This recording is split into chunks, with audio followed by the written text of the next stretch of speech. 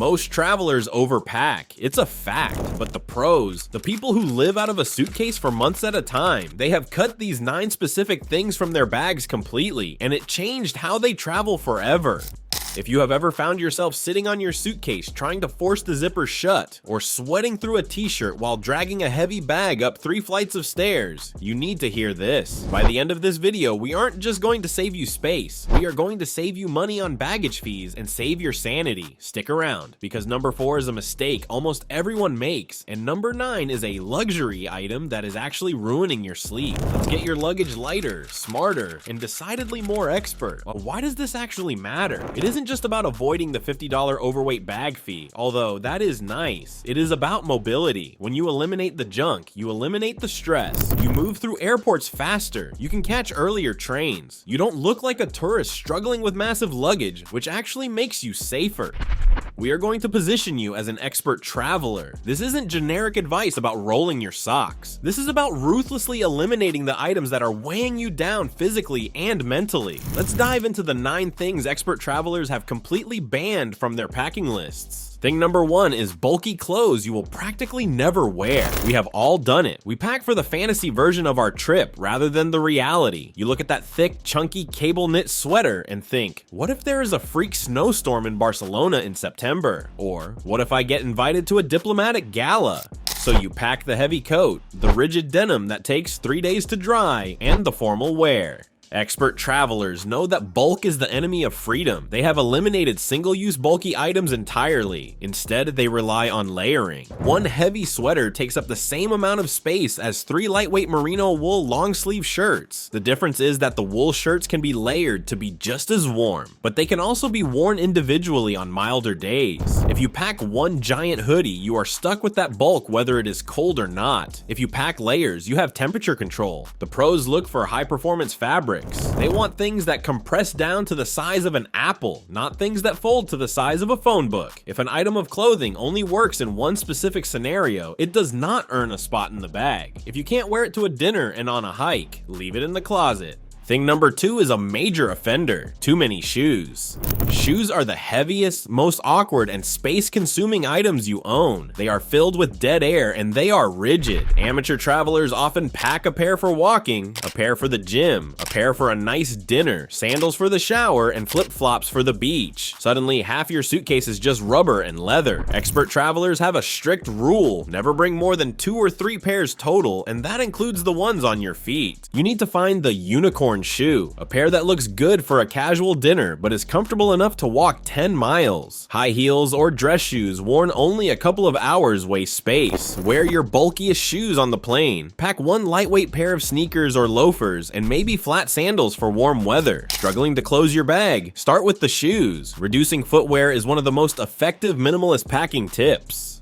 Thing number 3 is unnecessary travel-size toiletries. Mini bottles of shampoo, lotion, mouthwash, and hair products take up space and can explode. Experts have switched to solids. Shampoo bars, solid conditioner, solid cologne, and toothpaste tabs. They weigh almost nothing, never spill, and save room.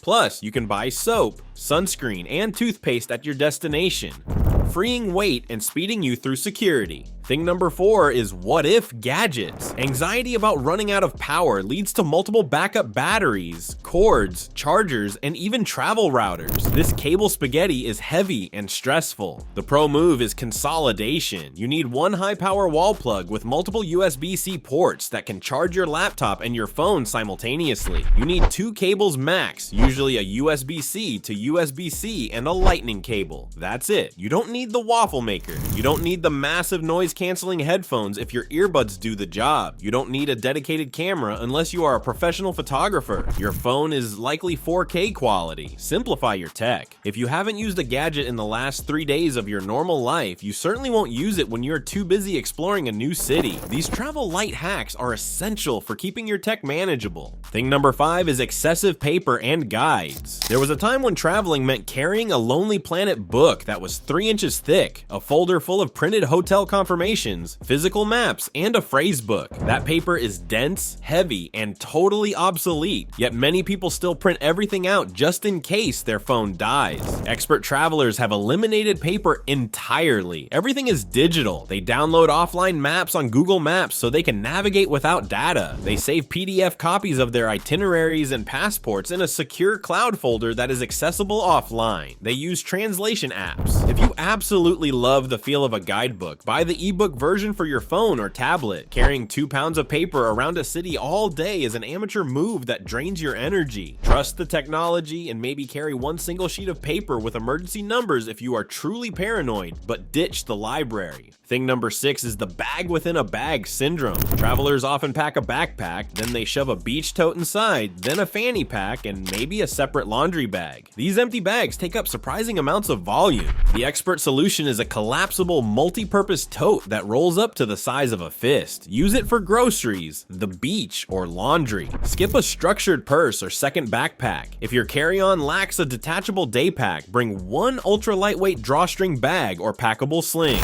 Eliminating extra bags leaves room for what you actually need. Heavy entertainment is the 7th item on the list. It is not often that one encounters a 900-page novel or a train filled with board games, as depicted in that Parisian cafe fantasy. You will either be too exhausted to read or will be spending too much time wandering. Magazines and hardcover books weigh a lot. Experts depend on electronic reading devices like cell phones, and a single Kindle may carry thousands of volumes. If you're going to carry paper, take one paperback and exchange it at your hostel. Go on a trip to be amused by the world rather than by the things you brought with you. Belts, caps, scarves, and jewelry that only goes with one ensemble are thing number 8. It is difficult to pack dazzling jewelry and bulky belts, and they are also more likely to attract thieves. Giant hats end up being crushed.